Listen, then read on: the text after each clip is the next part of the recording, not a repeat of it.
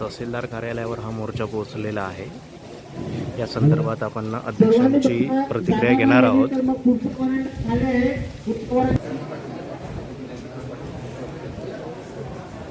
तहसीलदार कार्यालयावर हा मोर्चा आलेला आहे। इथे ठिय्या मांडून बसलेला आहे, आपण बघू शकतो। श्रमजीवी संघटनेचे आजचे आयोजित सविनय कायदेभंग या सविनय कायदेभंग असा हा आपल्या नावाने आज आपण मोर्चा तहसील कचेरीवर काढलेला आहे। आणि स्वातंत्र्याला 77 वर्ष पूर्ण होत असताना आपल्या देशाचे हे सरकार महाराष्ट्र शासन नवीन कायदे आणून आपली गळचेपी करीत आहे, आपले स्वातंत्र्य हिरावून घेत आहे। आणि हे स्वातंत्र्यावर घाला घालणारे विधेयक या अधिवेशनात मंजूर करण्याचा त्यांचा अट्टहास आहे। हा हाणून पाडण्यासाठी आपण श्रमजीवी संघटनेने पण हाती घेतलेला आहे। आणि या श्रमजीवी संघटनेचा हा विरोध शासनाला विरोध आहे। ह्या शासनाच्या विरोधी भूमिका घेण्यासाठी आपण सर्व एकत्र जमलेलो आहोत।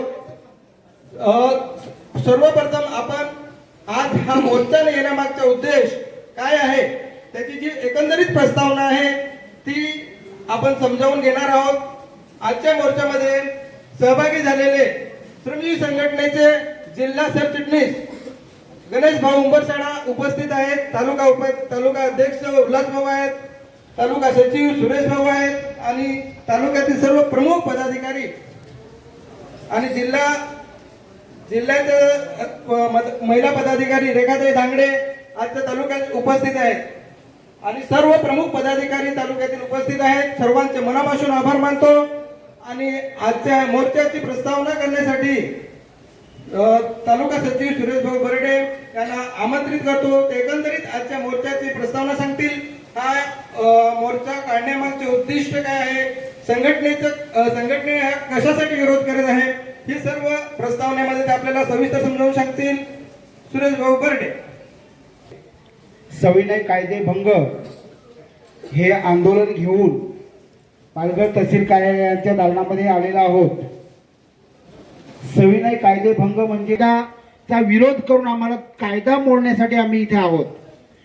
आज आम्ही तहसीलदारांना विचारू की आम्ही कोणता कायदा मोडल्यावर तुम्ही आम्हाला कारागृहात टाकाल, जेलमध्ये टाकाल। कारण सरकारने जो येऊ घातलेला कायदा आहे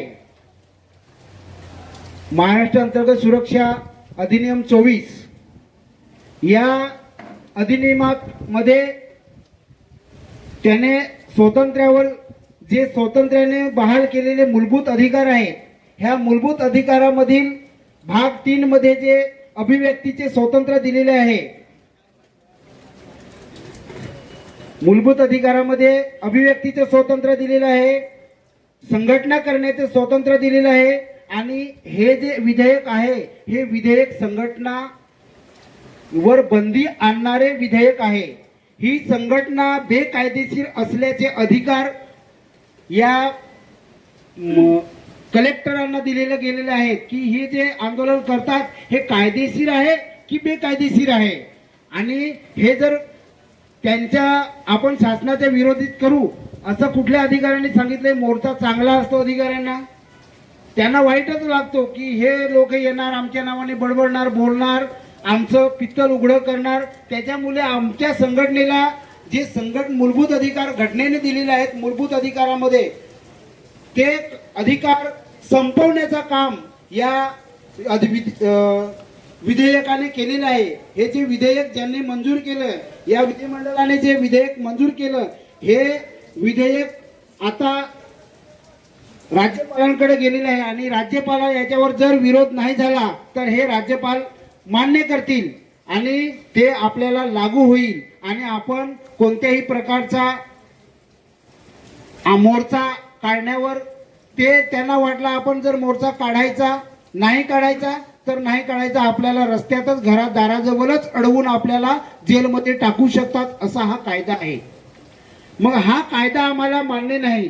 हा सरासर घटनेने दिलेला अधिकार आहेत आमचे, हे अधिकार हिरावून घेतलेत। जे घटनेने मूलभूत अधिकार जो मूळ ढाचा आहे, हा ढाच्याला पायदळी तुडवलं गेलेला आहे। हे ढाच्यावर घाव घातल्यासारखं आहे. आणि हे अधिकार नागरिकांना मिळालेले आहेत, हे घटनेने मिळालेले आहेत, ही सरकारची मेहरबानी नाही. आम्हाला जे अधिकार मिळालेले आहेत हे स्वातंत्र्याने दिलेले अधिकार आहेत. या स्वातंत्र्यासाठी अनेक क्रांतीवीरांनी आपल्या प्राणाची आहुती दिली आणि प्राणाची आहुती देऊन घरादाराची राख रंगोली करून तुरुंगवास भोगला, मरण यातना पत्कारली आणि आम्हाला हे स्वातंत्र्य मिळालेलं आहे. या महाराष्ट्र सरकारचं, देवेंद्र फडणवीसांच्या सरकारचं, शिंदे सरकारची मेहरबानी नाही. म्हणून आम्ही या सरकारचा निषेध करत आम्ही ह्या कायद्याचा विरोध करत आहोत. यासाठी आपण हा आजचा सविनय कायदे भंग हा आपण आंदोलन आणलेलं आहे.